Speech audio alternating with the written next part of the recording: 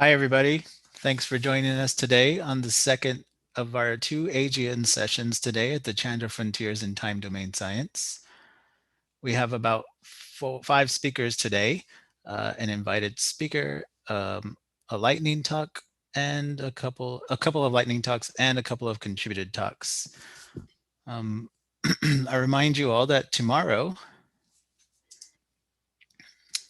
or not tomorrow, sorry, Friday is the last day of our workshop, of our virtual workshop, where we have two sessions on multi-messenger astronomy starting at 9 a.m. and 11 a.m. on Eastern US time.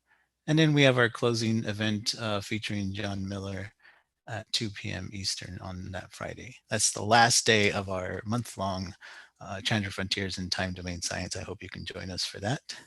So without further ado, I'd like to invite the first speaker to start sharing their slides.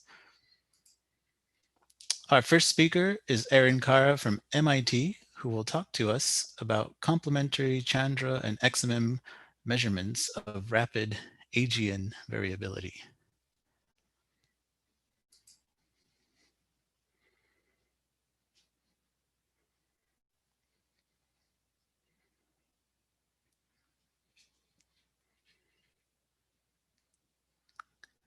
I can unmute you. Thank you. You got it. Just got it. All right. And are you seeing, should I switch it or are you seeing? You're good. You're good. Good. Okay. Well, thank you, Rudy, and thank you for everyone for joining us in this virtual conference. So I was asked to speak about rapid AGN variability, and I feel like this is a perfect opportunity to highlight the complementarity of Chandra and XMM for studying the interaccretion flows using this rapid AGN variability. So Chandra, with its amazing imaging capabilities, is the only game in town and has been really a breakthrough mission for quasar microlensing using the variability of microlensing star in a lensing galaxy to reconstruct what it looks like around a black hole. And on the other hand, XMM-Newton, with its large effective area, high throughput, has been really amazing for studying using rapid AGN variability to study reverberation lags in these systems. So I'm going to tell you a little bit about both of these techniques, how they complement each other, and where we might go in the future. Okay. So I think that I don't have to convince this audience that black hole accretion is important. And but it's important to highlight, I think, that the scales that we're talking about in a galaxy compared to the scales of a black hole are just many orders of magnitude. This tiny little puny black hole is 1,000 times less massive than the galaxy in which it resides, and yet we know that this accretion power is enough to perhaps even completely unbind the galaxy in which it resides. And the question now is, does this happen in nature? Is black hole accretion an important mechanism for understanding how galaxies evolve? And we call this kind of general idea AGN feedback. So, the big questions, I think, if you were going to boil this down into two main things that we want to understand is, you shove a lot of material into a black hole. This releases the gravitational potential energy in the form of radiation and winds and launching jets. That can really affect large scales in the galaxy. And one question is, how do these outflows couple to the larger scales in the galaxy, heating up the gas in the galaxy, preventing cooling for more stars to form? And the other question is, how does the accretion power get dissipated in the first place? How do you go from shoving material into the black hole to the production of jets or the large amounts of radiation that we see from quasars?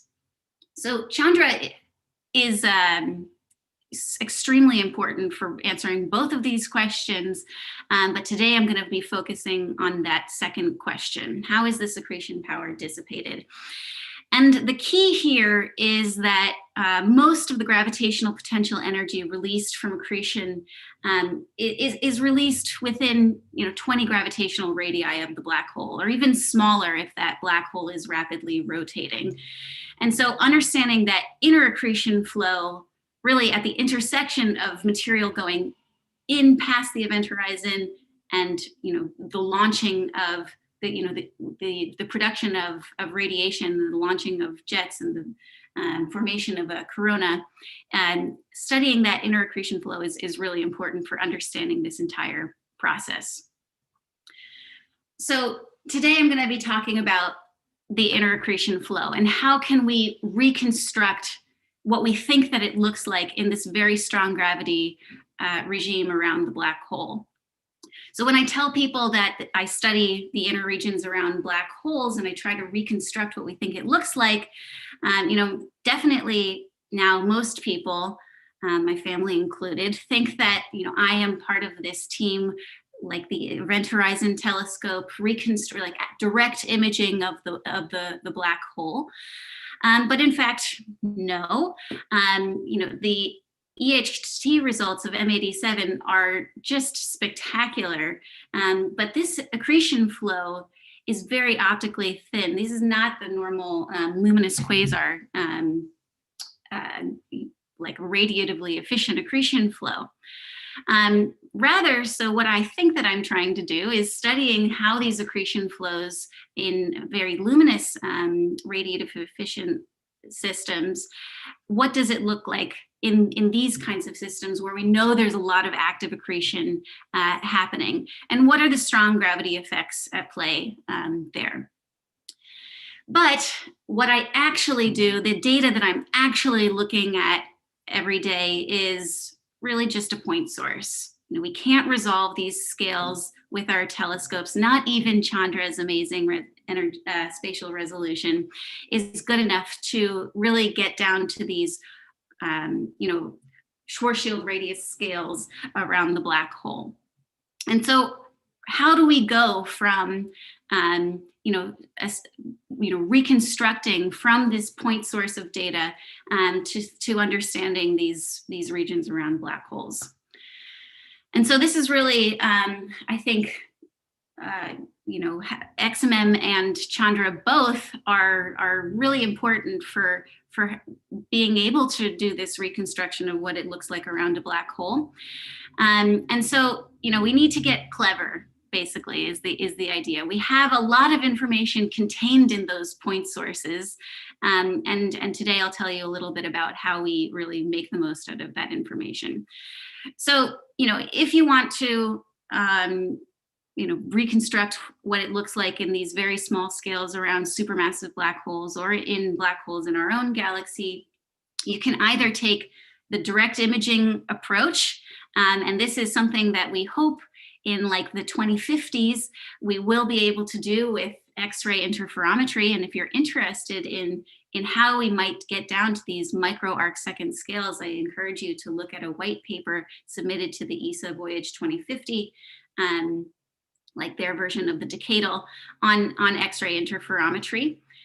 But today I'm going to be focusing on what we can do, not 30 years from now, but what we're doing today. And that is focusing on how Chandra, using Chandra's great energy spatial resolution, we can use quasar microlensing to help understand these regions close to the distant quasar. And then how XMM-Newton is using timing to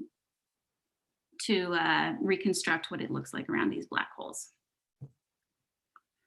So first, let's start with the basic model. What do we think is happening in these regions?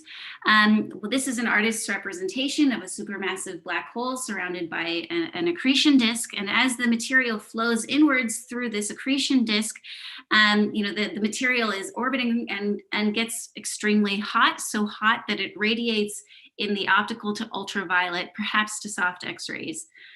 but not to hard X-rays, not to high energy X-rays. The high energy X-rays are seemingly ubiquitous in accreting black hole systems, and yet we don't really understand the mechanism by which they're produced. The general idea is that you have some thermal seed photons, this UV radiation from the black body radiation from the accretion disk, and some of those photons will be inverse Compton upscattered in a region that we call the corona. This corona is a hot plasma, like 1 billion degrees, close to the central black hole. And because of this inverse Compton upscattering with relativistic electrons in the corona, we get the high energy X-rays. But the question that we have is, okay, we're seeing all of these X-rays being produced presumably through inverse Compton scattering. So you would expect that those electrons would be cooled. Well, since X-rays are ubiquitous in these accreting systems, something must be heating this corona. And we still do not understand exactly what that process is. You know, how do you form a corona, and how do you heat the corona? These are some major questions that we have in understanding accretion onto black holes. And so what I'm showing you on the right here are two schematics from that Dan Wilkins made, showing two possible geometries for this high energy, this hot corona. Maybe it's something, you know, more spherical like, or maybe it's something that is extended vertically, perhaps associated with the base of a relativistic jet, or in the case of, you know, radio quiet sources, that would be a failed jet. This is part of the question that we're trying to answer is what is this corona? What's its geometry? How is it created? We also have information not just from the continuum of hard X-rays that we see, but thankfully we also have atomic features that Javier, I think, will tell us more about in his talk. So this corona shines, we see some of those photons directly, but you know, this more or less isotropically emitting corona will inevitably irradiate the accretion disk and cause fluorescence and scattering from reprocessed emission off of the accretion disk. So what I'm showing on the right is one of the original reflection models from Ross and Fabian. And what you see in the black there is the reflection features, this reprocessed emission from a static, you know, slab of gas in flat space-time. And you see there are lots of emission lines in your spectrum, and the most prominent of which is the iron K alpha line at 6.4 keV.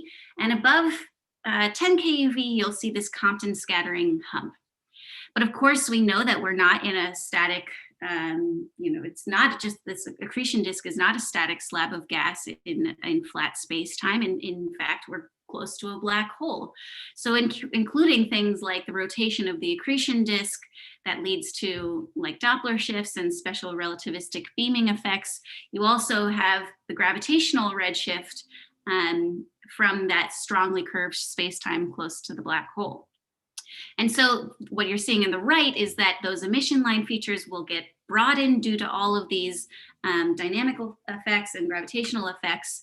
And we can use that to our advantage to probe you know, the geometry of the accretion disk. The most interesting, perhaps, parameter that you would like to measure from these accreting systems is the spin of the black hole. And you know, in the case of we can make estimates of the spin of the black hole using these iron lines and using this reflection spectrum, because it changes the spin changes the amount of gravitational redshift that you'll see. So in the case of a non-rotating black hole, your innermost stable circular orbit is going to be at 6 gravitational radii. If you spin up that black hole, frame dragging effects will support more of the circular orbits closer to the black hole, and you'll get your innermost stable circular orbit as at 1 gravitational radius. And so in the case of a highly rotating black hole, those relativistic effects, that gravitational redshift is going to be much larger. So just briefly, why is it that we are interested in measuring the spin of the black hole?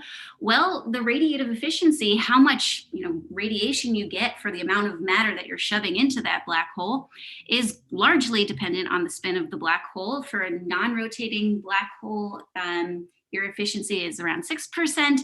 And for a maximally spinning black hole, you get a radiative efficiency of around 30%.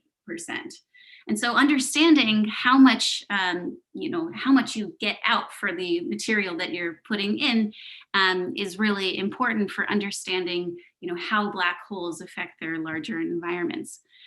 There's a big question about are relativistic jets that we see quite dramatically in some cases, are those launched from tapping the rotational energy of the black hole? And then finally, how do these supermassive black holes get there in the first place? Perhaps by studying a large sample of local supermassive black hole spins, we can make a distribution of those spins, and that can tell us something about the growth history of these black holes. So for instance, if you assume that black holes are only grown through mergers, then these two black holes should have no preferential spin direction, and when they merge, you'll have kind of a uniform distribution in a large sample of spins of black holes. Whereas if black holes are grown largely through prolonged accretion through this accretion disk, then you expect that accretion process will spin up your black hole over time, and you should see more highly rotating black holes. So these are some of the questions that we want to answer both through microlensing and through spectral timing. What powers the corona? How is the corona related to the base of a relativistic jet? And what's the mass and spin of the black hole? And then how do quasars change over cosmic time? And that's something that these observations, quasar microlensing is focused on distant quasars and mapping the inner accretion flows of redshift 2 quasars, whereas reverberation mapping is focused more on these local sieverts. And so if we understand these two techniques, then we can trace how the quasars evolve over time. So let's briefly get into the two techniques. First, microlensing. The idea with quasar microlensing is that you have a lensing galaxy and a quasar behind it. So a redshift 2 quasar and a lensing galaxy in between. And because of strong macro lensing from the global mass distribution of that lensing galaxy, you'll get multiple images of that background quasar. Sometimes you can see these as an Einstein ring or an Einstein cross. And this is where we really need Chandra's spatial resolution to be able to distinguish between these different images that are often, an arc second or less apart. Then, in addition to that macro lensing, I said macro lensing twice there, there will also be micro lensing. And the micro lensing is due to light bending around individual stars in that lensing galaxy. And the micro lensing is really important for what we're going to talk about today. That the smaller the emitting region of your distant quasar, the more rapid the microlensing variability that you'll see. So I encourage you to look back if you're interested in learning more about the details of microlensing. George Chardas gave a talk a few weeks ago, and I encourage you to look back at his video. So microlensing has been really fruitful in the past decade or so. One of the big results was that the optical emitting region, as probed by microlensing, is much larger, about a factor of 10 or 50 times larger than the X-ray emitting region. So X-rays are coming from, now I think this is sort of of course, the corona is something very compact, but it needed to be shown that that this corona does not just, it's not a sandwich over the entire accretion disk. It really is something that is much more compact. On the bottom, I'm showing you a sample from George Chardas of 6 of these, or several of these microlensed quasars, and how that scales with the mass of the black hole. And you can see that the half-light radius as probed by the X-ray emitting region probed by microlensing scales linearly with the mass of the black hole, as you would expect. So the X-ray corona appears to be compact according to microlensing within a region of 10 gravitational radii.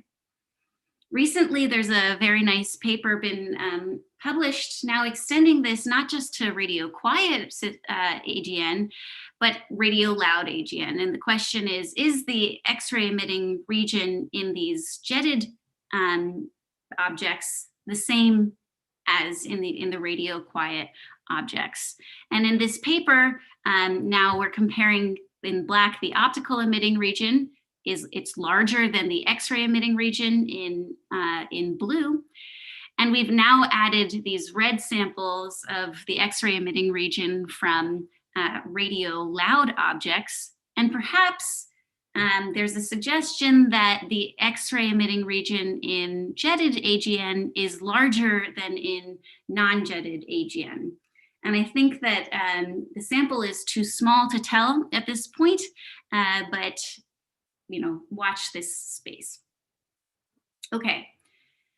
Finally, one of the, I think, very cool things that you can do with microlensing is to see, track how these caustics from the microlensing of stars in the lensing galaxy, how those caustics trace over the source plane. As those caustics move across your source plane, they will magnify different parts of your accretion disk. And this is a simulation by Henryk Krasinski. And what you can see here is that as this caustic moves over different parts of this accretion disk, your iron line will change different parts of the disk. The iron line from different parts of the disk will be magnified. And so you see as it goes over, for instance, that right now as the approaching side of the accretion disk, you see the blue wing of the iron line will be brighter. And so in principle, you can use these caustic crossings, trace how the iron line shifts throughout different observations to reconstruct, this strong gravity regime around these black holes. And so this has been done in at least one object. What you're seeing on the left are the spectra taken at different points, so presumably different microlensing activity happening in both of these cases. And you can see that the iron line is shifting, just as you would have expected from that simulation. What George Chardas has shown is that you can basically just make a histogram of where you detect those iron lines, and you can see that and map that, compare that to what you would expect for different mass black holes, different spin black holes, and make an estimate of the spin of the black hole. So in the case of this particular system, they measured a spin of 0.6 plus or minus 0.1. Okay, now how can we use reverberation with XMM-Newton to make complementary constraints on the accretion flow? Well, this is an example of the discovery of reverberation mapping in 1HO707. And on the top right, I'm showing you what we do is we look at bands that are, one is dominated by the reprocessed emission, this reflected emission off of the accretion disk, and the hard band is dominated by this coronal emission, our primary driving light curve. And what we do is look for lags and leads in these different energy bands. In practice, what we do is to look at, we do this analysis in the Fourier domain, and what you're seeing here is, an example of a light curve where the hard band is clearly, by eye, we see that the hard band is clearly lagging behind the soft band on long time scales. So if you were to do a simple cross-correlation analysis in the time domain, you'd clearly see that hard band lag. But if you do a frequency resolved approach, what you start to see is that the variability on very short time scales, the lag switches. And instead of seeing a hard band lag on very short time scales, you see a soft band lag. And so this was first seen by Phil Utley and Abdu Zogby and Andy Fabian. And this, high frequency soft lag of the reprocessed emission lagging behind this continuum emission was interpreted as very short timescale reverberation lags. We can use these reverberation lags to compare like what we see from the energy spectrum and what we see in just the lags between different energy bands. And this is an example from NuSTAR, where on the left you're seeing the nice broadened iron K alpha emission line in Compton Hump. And on the right, what you're seeing is that the reflection features, the iron K alpha line and the Compton Hump, are lagging behind the continuum by about 400 seconds, which corresponds to a light travel distance of about 15 gravitational radii. 3 minutes. 3 minutes. Thank you. I'm gonna skip. I'll just actually finish up here and say that we see that the scale of the time lag scales, or the amplitude of the reverberation time lag that we detect scales with the mass of the black hole. Similarly, and probes kind of a similar size scale as what we see from quasar microlensing. Finally, recently, we've been able to see that, okay, there's always been constantly this degeneracy between the geometry of your corona and the mass of your black hole. So if you have a very high, extended corona, the time lag between the corona and the accretion disk will be larger, and that can be degenerate with the mass of your black hole. Larger black hole masses will have larger time lags.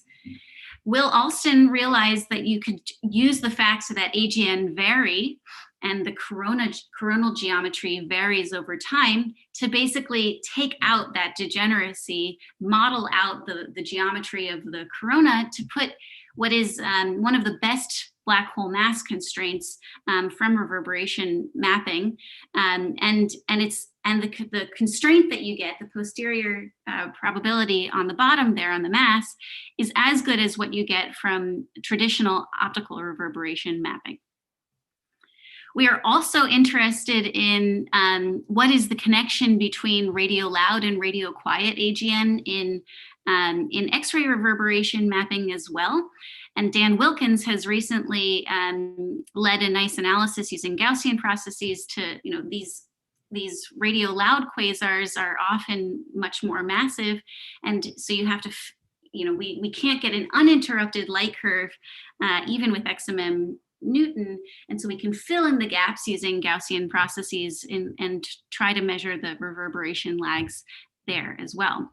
And similarly, the inferred size of the corona in 3C120 in this radio loud object also appears to be perhaps slightly larger than what you would expect from radio quiet. But of course, we definitely need a larger sample. I am also excited about studying accreting black holes in our galaxy so that we can really understand the causal connection between the launching, what happens in an accretion outburst where jets are launched and you're watching the development of the corona and the jets and the accretion disk happen in real time. And I don't have time to unfortunately go over that. But I encourage you to look for a paper that will be coming out by third-year graduate student Jingyi Wang, doing some really cool spectral timing observations of accreting black hole systems there. Finally, I just wanted to point out that XMM and Chandra together have made super important contributions to understanding the inner accretion flow. These results are very complementary and are both really necessary. Microlensing and reverberation are two great tools, but we need both of them to be able to understand perhaps the systematic uncertainties in our analysis. And I hope in the future we'll be able to have similar complementarity between Athena, which will be, again, amazing for reverberation, and something like Lynx or Axis with very good spatial resolution to really knock microlensing out of the park. So I will leave it there and I will take any questions. Thank you, Erin. That was an excellent talk. If you have any questions, please enter them into the Q&A box. And the panelists, since you cannot use the Q&A box, if you have a question, you can enter a question in the chat to the panelists. We do have a question for you from Lynnie Saade. I'm a little confused about the distinction between intrinsic and reprocessed X-rays. I thought the corona is reprocessed UV optical photons. Also, when you say soft X-rays are reflection, does this mean you're assuming the soft excess is blurred reflection lines and not thermal emission? Yeah, two great questions. So let's go back to, this kind of introductory slide here. So yes, in fact, the X-rays are thought to be produced from inverse Compton scattering of those seed photons from the disk. But for the purposes of what do we see in the X-ray band, I'm considering the X-ray emission from the corona as our primary driving variability that we see. And then that corona irradiates the disk, and that reprocessed emission is the fluorescence lines that you see, the scattered emission, the Bremsstrahlung emission that you see reprocessed off of the accretion disk. Then the second question was about the soft excess. So originally, yes, in this first discovery of reverberation mapping here, the lags were found between the soft band and where we see this strong soft excess. And that was one of the really important parts of this paper from Fabian et al. In 2009, is that what you can see from that ratio plot on the top right is that it appears that at least in this case, that there's a very nice broad iron L emission line in that soft excess. And so in that case, yes, this is clear evidence that there's reflection, reprocessed emission in the soft band, and they found the corresponding time lags. Then, of course, following on, a really important thing was to see these Compton hump and iron K lags as well. Great. We have a question from Agniva. In general, how do you exactly verify if the observed change of lag sign with change in Fourier frequency is due to reverberation and not due to phase flipping? Yeah, well, this is something that we spent, this was the first 2 years of my PhD, was that exactly as you say, that,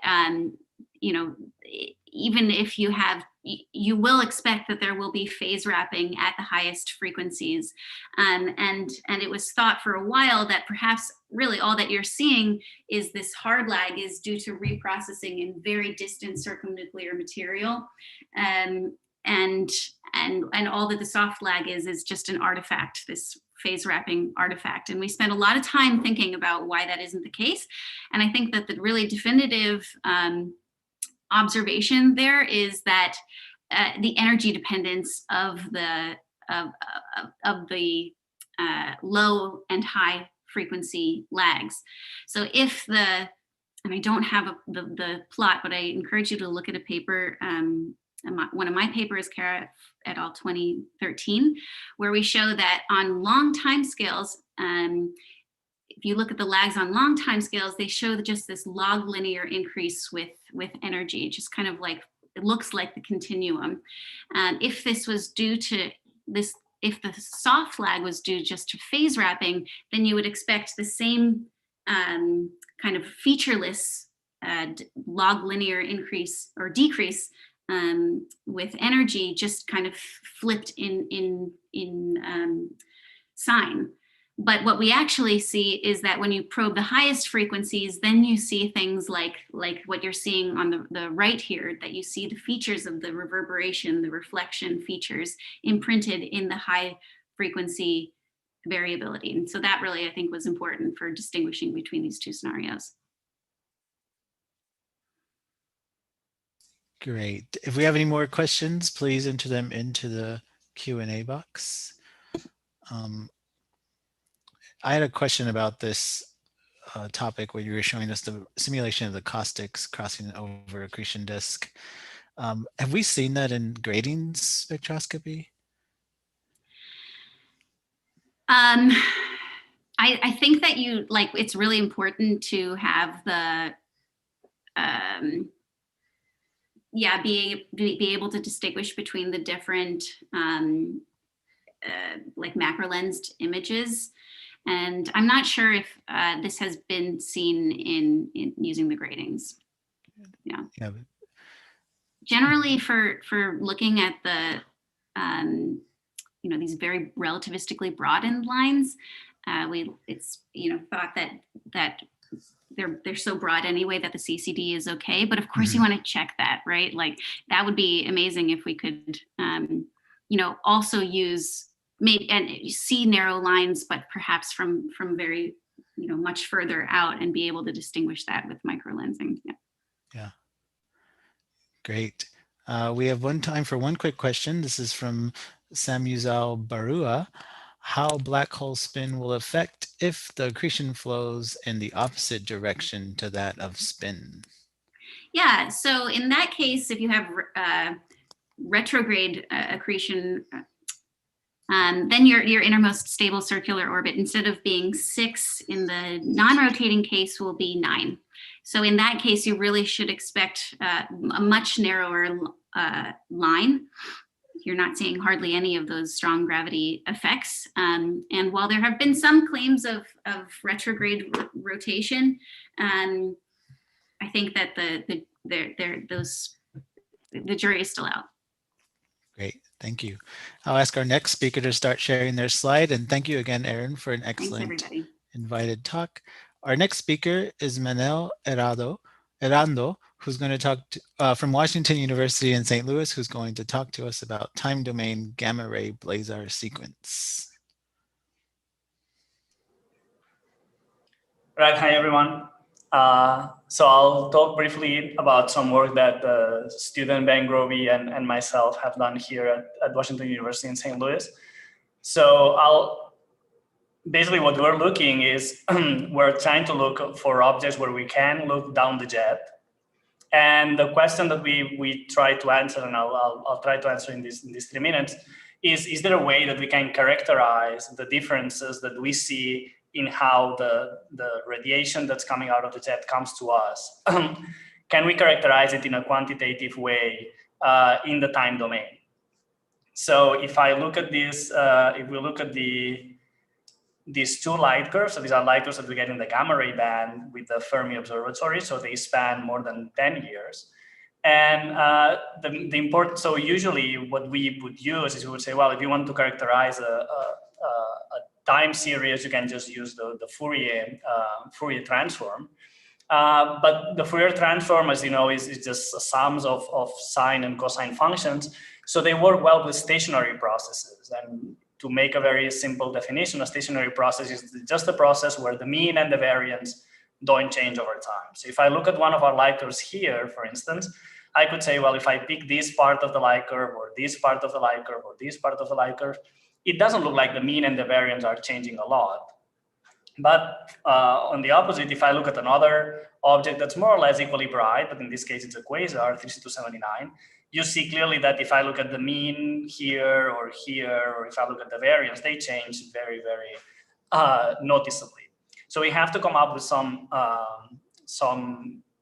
way characterizing these two light curves in a quantitative way so that we can explore the differences and link them to the physical processes of what's happening in the jet and how the accretion flow basically propagates down to the jet into what we see from blazars.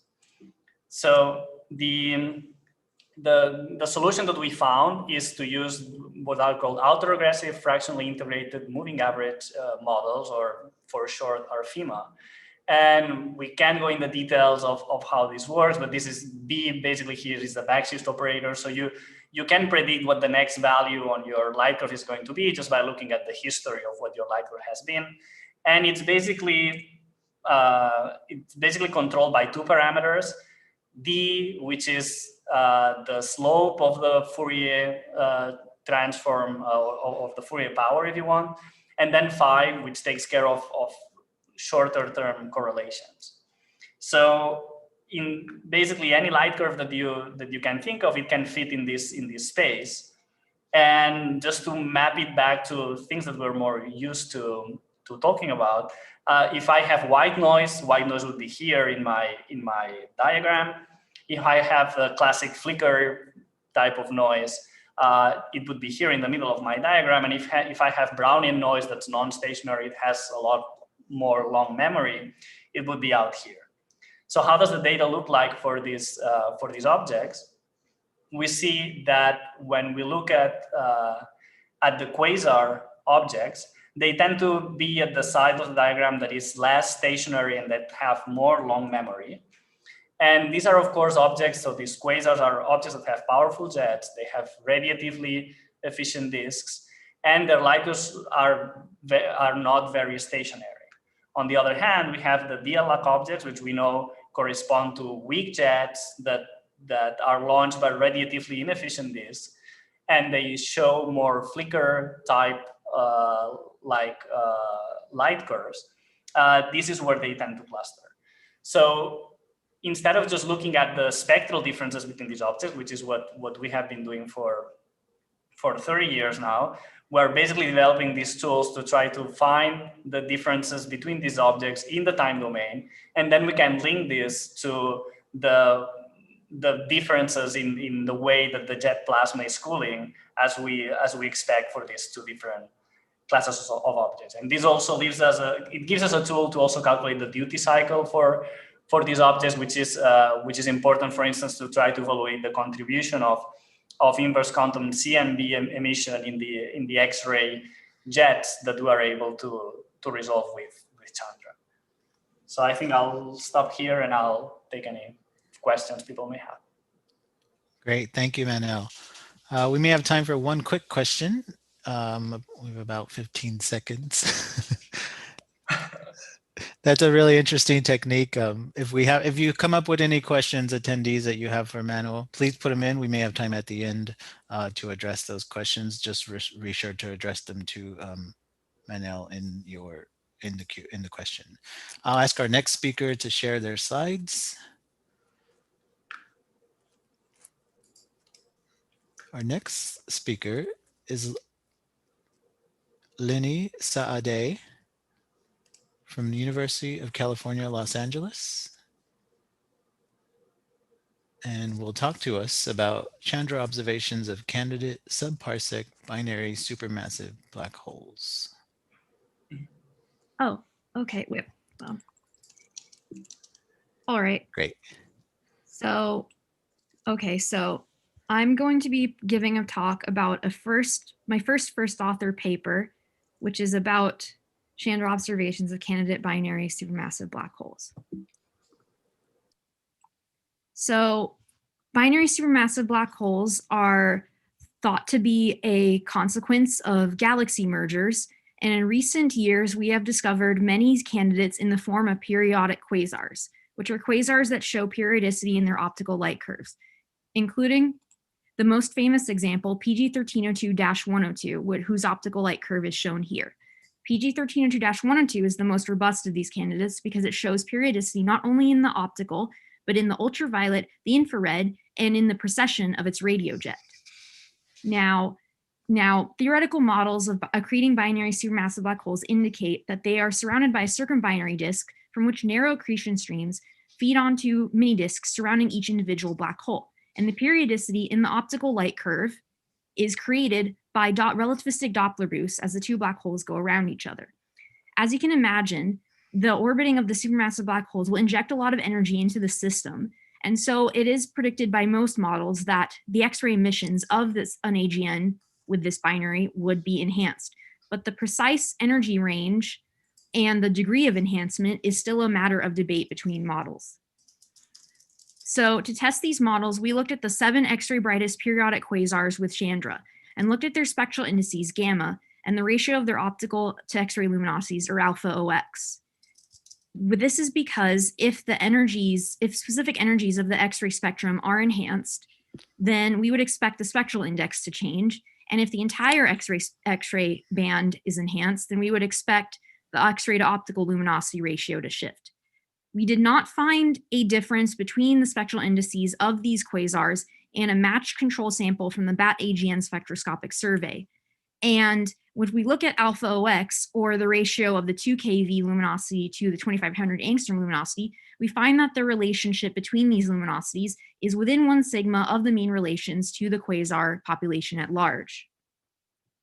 So the cause of these null results is unclear because the models are still in an immature state, and we're not even sure if periodic quasars truly are binary supermassive black holes. One possibility is that the X-ray emissions of these quasars are enhanced at energies higher than Chandra can observe. So we have submitted a proposal to NuSTAR, and it has been accepted, and we will observe a subset of this sample to see if the predicted spectral enhancements are present at higher energies. And that's my talk. Excellent. Thank you so much, Lynnie. That was right on time for a lightning talk. If you have any questions for Lynnie, please put them into the Q&A box. We do have a couple questions now, but they're for the previous speaker. Let's see if we get any new questions here.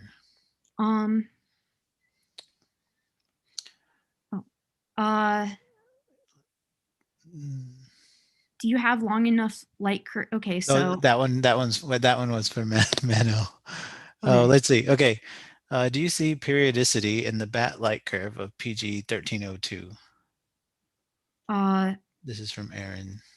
The BAT light curve. I'm not sure that I'm not sure about that. I'll have to look into that. I'm sorry. But I think the issue with finding periodicity in the X-ray light curves is that it's harder to get like a really long baseline because we're talking about a period of like several years. We have a question from Solon Ballman. Can all quasars be actually supermassive black holes? What they meant is are supermassive binary supermassive black holes.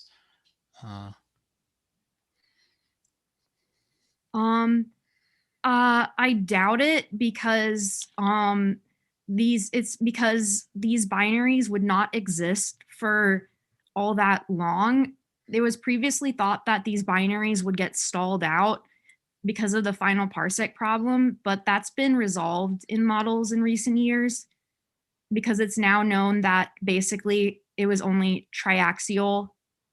It was like triaxial distributions of stars are enough to cause the binary to shrink by dynamical friction. And that's pretty much the cores of all galaxies. So these binaries would not last more than like at most like 1 billion years or something like that, probably. So I doubt all quasars are going to be binary black holes. Excellent. Thank you so much. I'll ask our next speaker to start sharing their slides. Thank you again, Lynnie, for an excellent talk and Q&A session. Our next speaker is Darlin Soto from Pontificia Universidad Católica de Chile, who will speak to us about a new statistical scheme to model the time evolution of characteristic variability timescales of accreting objects. And I see your file folder, not your slides.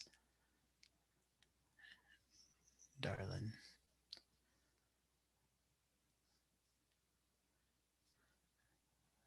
Shall I unmute you? Hi. Hi, can you see my slide? No, I see your your file browser, not your slides. I'm going to try again. Now? Yes. Okay. Well, Good. Perfect. okay, thank you. Hello everyone, I am a PhD student in statistics. Today I'm going to show a model which can be used to understand the non-stationary behavior of a accreting object.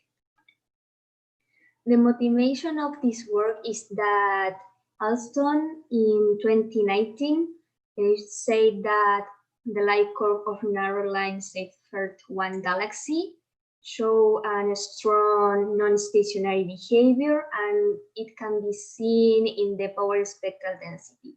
So in order to understand this behavior, we propose to use a model which is called locally stationary autoregressive moving average process, which is given by this equation. This model was proposed by Dalhouse, and the main thing of this model is that the coefficients, which are alpha 1 to p and beta from 1 to q, depend on time. Okay, the error is a white noise, which means that they are correlated with zero mean and variance.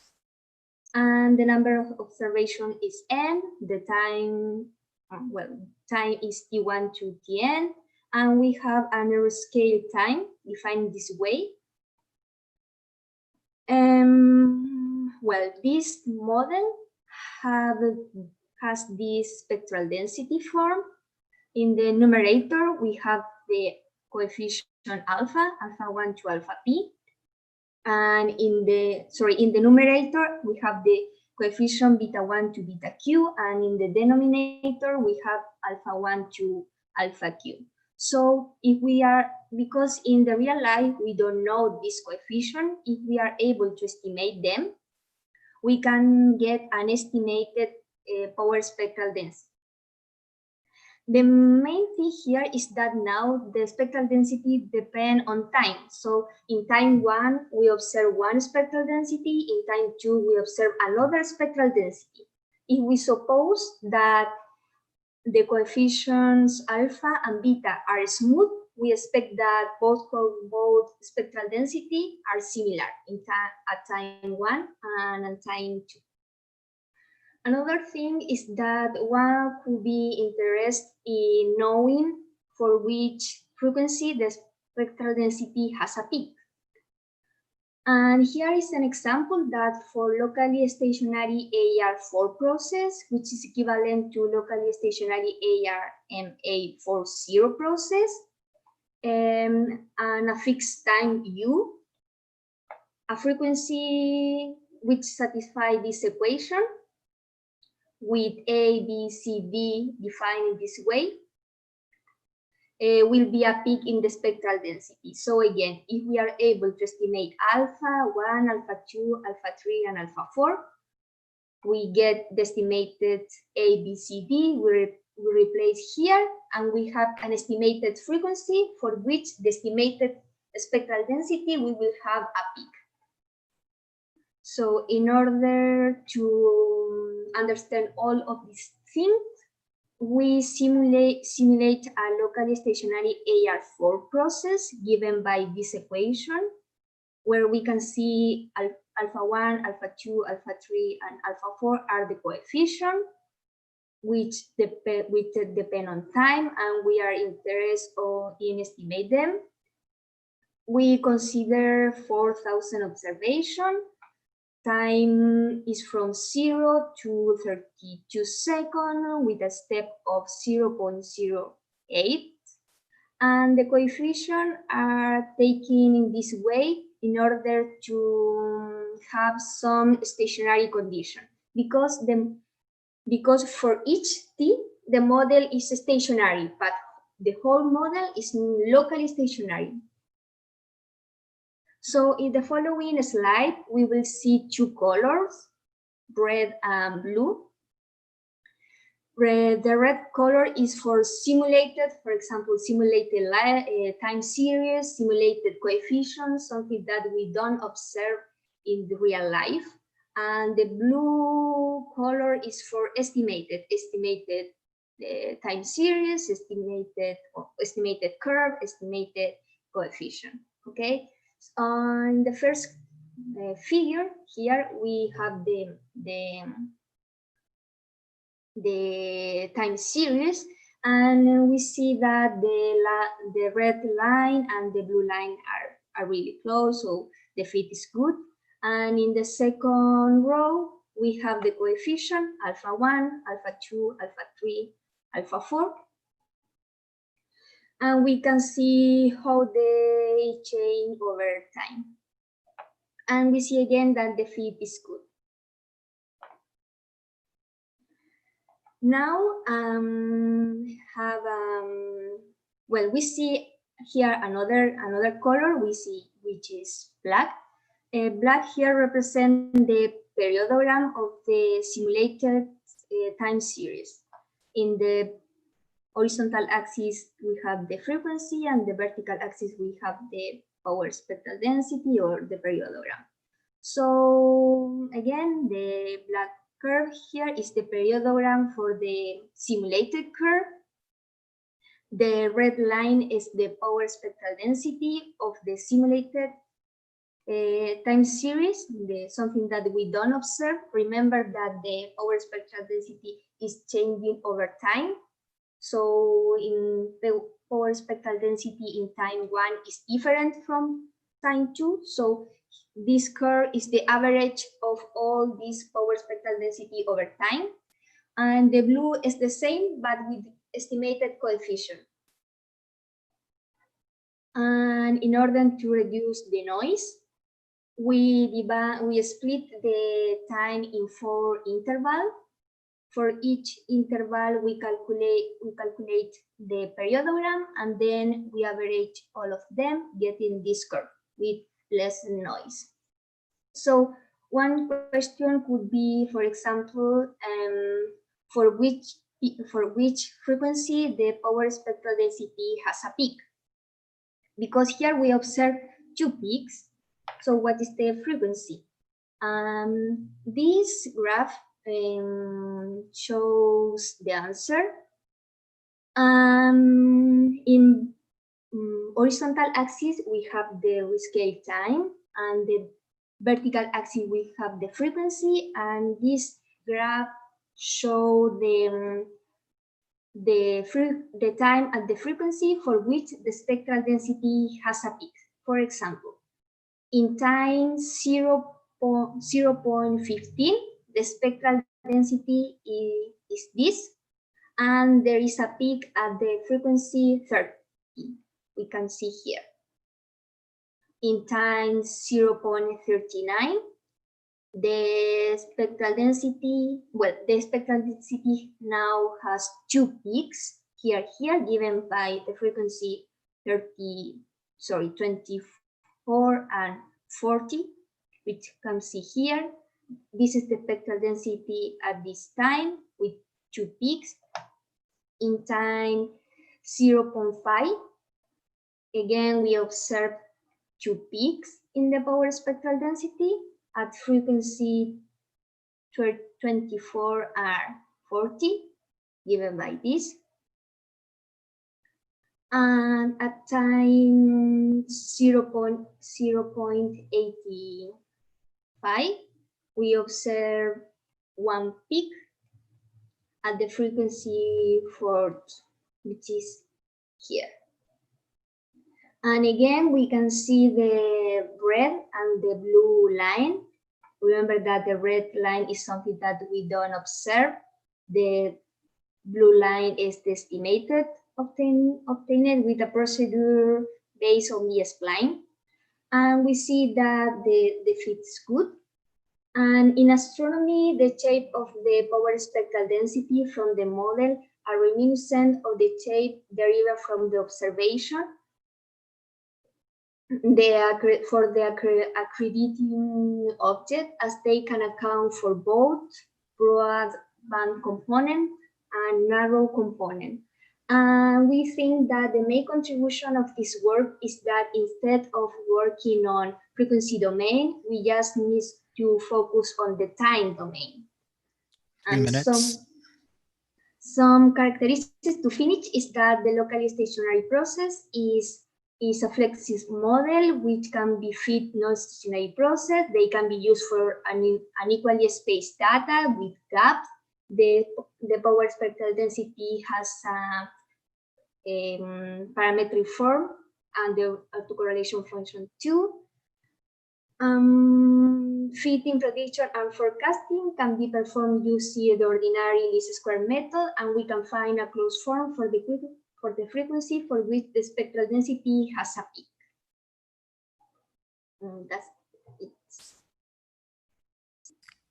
Thank you very much, Darlin, for your talk. It's really interesting. I like the fact that we've had these two talks that were very technical and timing analysis. I think is really interesting.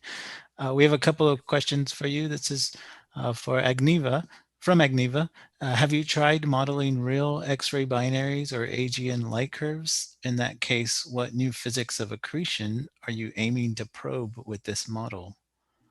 Not yet. Yeah, first we are trying with simulation, but now we expect to apply this to AGN, and we'll see what happens. Mm-hmm. A question from William Alston. When looking at the Fourier PSD of this source, we found significant changes on timescales of a few days. Does this timescale manifest any parameter of the LSAR model?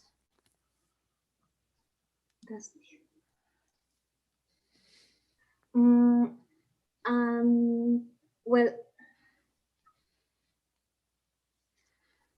I'm not sure. I don't know. I'm not understand the question. Yeah. Yeah. Yes. William, if you would like to clarify. The time scale is because here we transform the time to 0 and something. I don't know, but maybe they are asking for this theoretical thing here in the coefficient here, because the time is t, but the coefficients are evaluated in u, which is our rescale time. Right. In any parameter, but this definition is used in order to have a stationary process. Mm-hmm.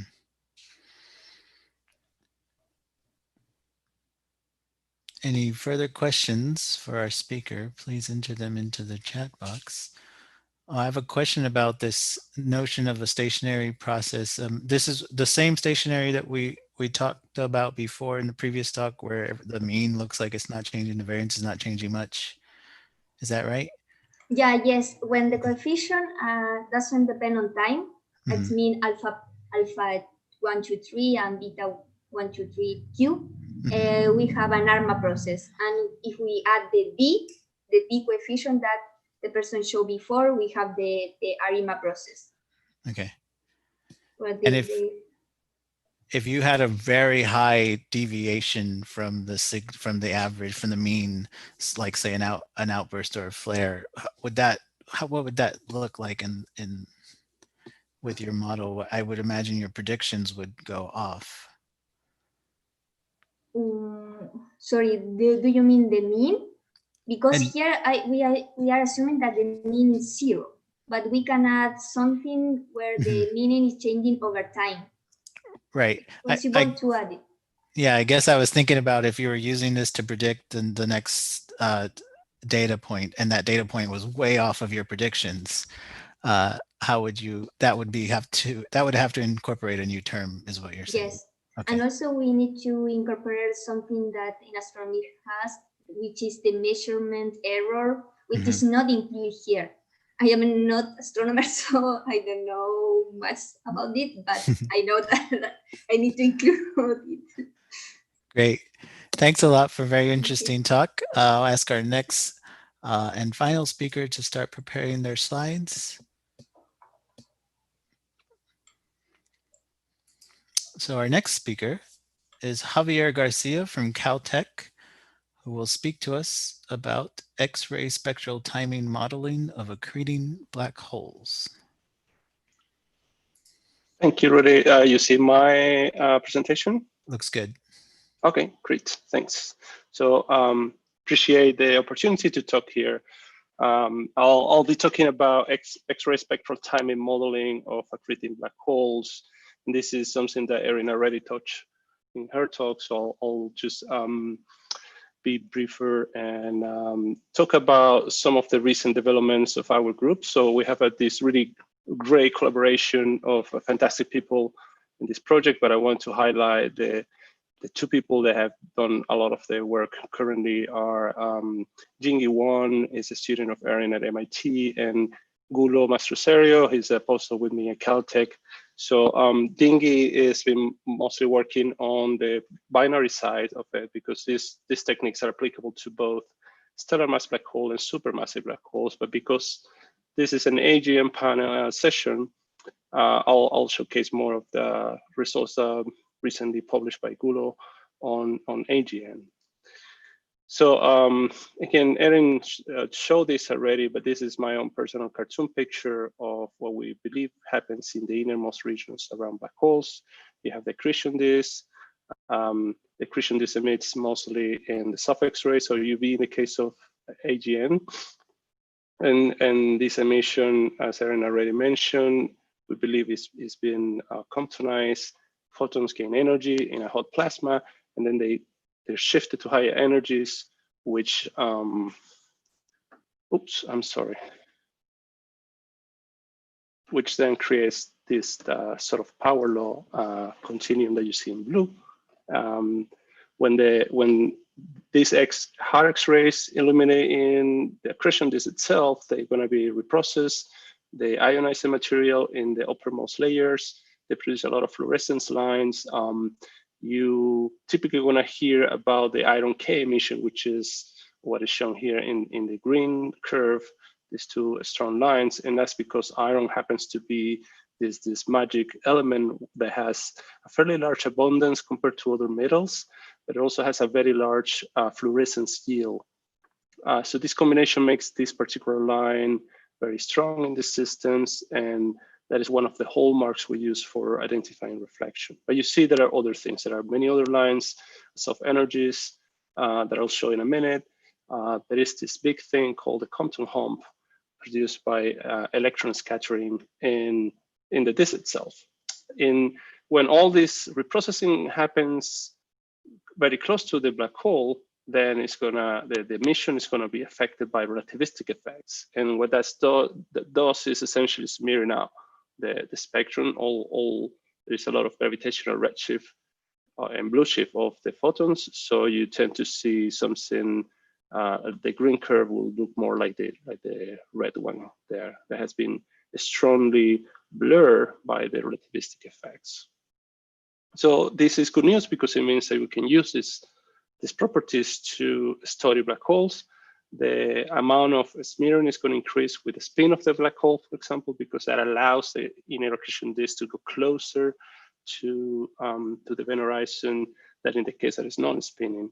But there are many other properties that you can study with reflection. We do this with this model called RELSIL we've put together in the last few years.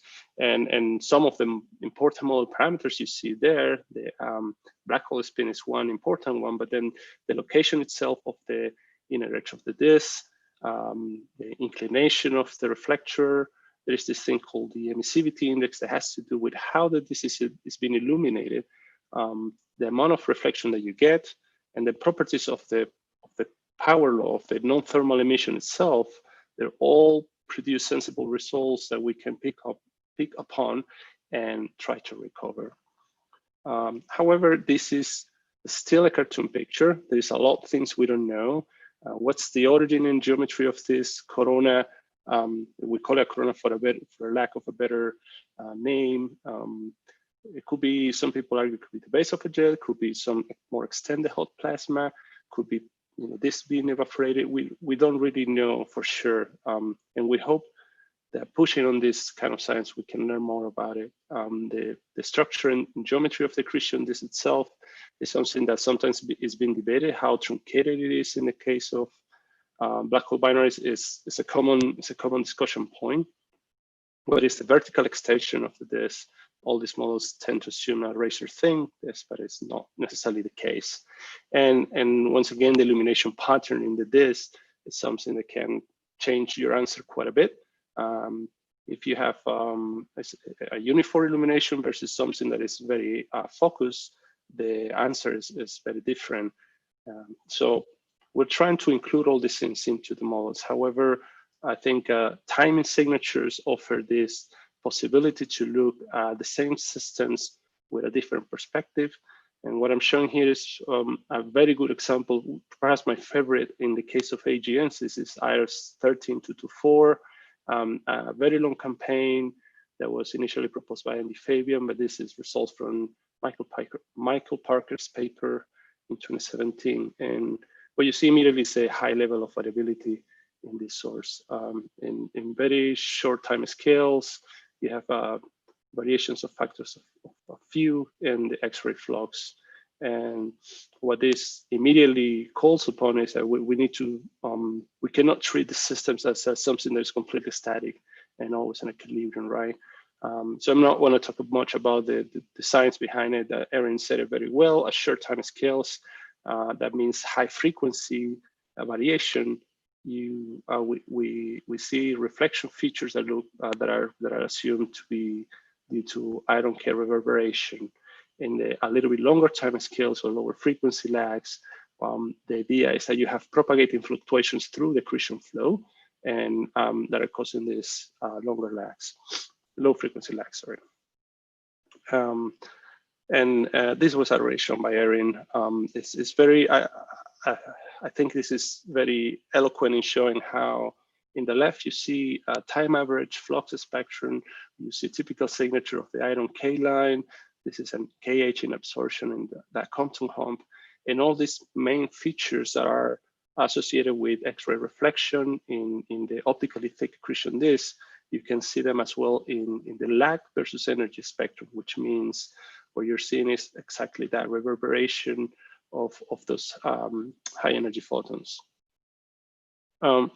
Until recent years, all these two techniques have been applied sort of independently. So reflection studies have dealt with the time average spectrum flux, and timing analysis have done independently. So what we're trying to do now is to combine these two techniques into the same platform, into a coherent, self-consistent model as much as possible, because many of the parameters are common, right? These two signatures are going to be both affected by spin, they're going to be affected by geometry of the system. So that means that you can get more information by combining these two things. And this is done in our case with a new spectral timing model called RailTrans. This is a model produced mainly by Adam Ingram and Gulo Mastroserio very recently in 2019. It does fully relativistic ray tracing. And includes the reflection tables from the silver model, which is what we have used most recently to model reflection. And it computes this, which is called the impulse response function. And this is essentially a function that tells you, given a flash of light, what will be the response of the reprocessed emission, both in energy and time domain. So this is what you want to model. This is what you want to compare with observations in order to get the full picture. This is what they've done in 2019. This is a case of AGN called Markarian 335. And there is a lot of results in this work, but I'm just want to highlight the important ones or the most interesting, I think. And it's the fact that while reflection alone in the flux, time average domain doesn't depend on the mass of the black hole. And that's very good news because it means you can apply the same model to any sort of black hole of any mass and things just scale nicely with it. the time lags, they do depend on mass, because clearly the mass of the black hole will set the whole scale of the system. So that opens up to the possibility that you can actually recover estimates for the mass of the black hole, which is not always very easy.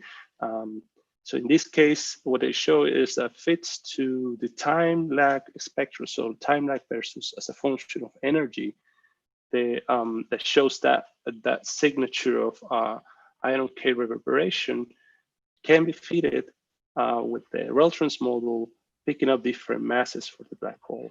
And the problem in this case is that just doing this fit, what you realize is that the mass is going to be very degenerate with the height of the source. So in this model, the source is a point source, is assumed to be a lamppost, is a point source sitting on the axis, rotational axis of the black hole. So depending on how far or close you put this mass, this source to central mass, you're going to get different results, but that goes a little bit, it's very tied to, again, the scale of the system. So location of the X-ray source and mass of the black hole, they're doing something that is very similar. 2 minutes. Thank you. However, what they show is which is very promising, is that if you, instead of fitting just one time lag at one frequency band, if you pick up 2 different frequencies, they give you different phenomenology and the time average spectrum, you try to fit them all together, you get much better constraints for the mass. This is their best result. Now in a paper, very recent paper by Gulo, and showing here is the optical reverberation mass estimate. So it's close, but not quite consistent with it. So you have to think about, well, whether we totally believe the optical reverberation mass. I don't want to comment on it because that's not my field. But this might be showing also that maybe there are some things that are still missing in the model. But it's very promising. As you can see, there is at least a possibility to come out with estimates for the mass. Some other very interesting result is the fact that when you fit for the time lag, you can get this nice consistent fit of the lag and the time average flux spectrum. However, when you try to fit what is called the cross spectrum, it contains the full information of the variability of the system, and you try to fit it simultaneously to the time average flux spectrum, they don't quite agree. In one case, if you get a good fit for the time average spectrum, you get an under prediction of the ion K reverberation. If you try to make it work for the cross spectrum, for the time variability part of the data, then there is an over prediction, quite large over prediction of the amount of reflection that you need. So this is something that is interesting because it's a negative result, but negative result means that we are learning something. We probably need to understand better what's the geometry of the system, or maybe some other sources of lags. By the way, these have been also reported by Abdul Sopi, but just fitting the lag spectrum, he has a very similar situation in which, in order to make up for the amount of ion K reverberation, it needs to put a lot of reflection, which is inconsistent with the flux spectrum. So this is coming at least 2 different sources. I wanted just to quickly mention that one of the possibilities is the time-dependent photoionization effects. This has been shown in the past by Silva and Otley that in the case when you have warm absorbers, the variability of the central X-ray source is going to make, such as the photoionization of the warm absorber, the ionization state might be out of equilibrium. And you need to consider that, and that might include some additional lags to the signal. And in fact, in the case of Markarian 335 laser, there have been 3 different warm absorbers proposed for the sources. It's quite complicated and messy observation, and these are effects that we'll want to be looking into the future to try to include into the model. So I'll just finish here and say that we're currently going through a large campaign to analyze NuSTAR and NiSTAR archival data for a set of several bright IGNs and black hole binaries with this new model. The model is available, publicly available, and it's under continuous development. So all these things are going to be looked upon, and we're going to try to include them as much as we can. And again, I'll just reiterate the 2 interesting results about the possibility of mass determination for accreting black holes, and the fact of this sort of apparent inconsistency between the analysis of the flux time average spectrum versus the cross spectrum. So I'll stop here and take questions. Thanks. Thank you, Javier. If you have any questions for Javier, please enter them into the Q&A. If we do have a question from Manel Errando, who asks, from your plot with the optical mass estimates, where does the degeneracy in the mass estimates come from? Maybe it's talking about this degeneracy here. I guess it's this is the fact that you're only fitting one product, you're only fitting the time lag. So if you increase the mass, you're increasing the size of the system, so you're going to tend to have longer lags. However, because we're trying to pick up here is mostly ion K reverberation, that means that if I place the source of X-ray photons farther away from the black hole, I also going to pick up on a longer lag. So that's when the two quantities become degenerate. In the case when you start adding other products, different frequency bands, and again, this is a time average flux spectrum, then that degeneracy gets resolved. It's broken. Great. If you have any questions for any of our speakers, please feel free to put them in the Q&A. Be sure to address it to the speaker who it is directed at. We have a question for you, Javier, from Samuzal Barua. Can black hole mass make any changes to the reflection hump? I don't think so.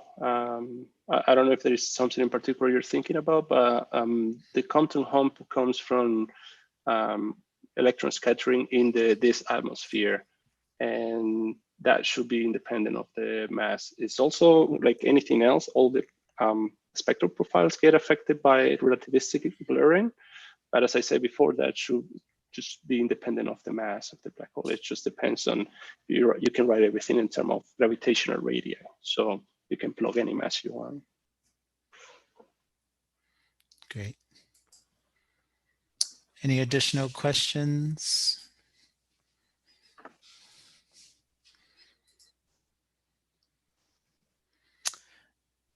If there are no further questions, then I'd like to thank all of the speakers again.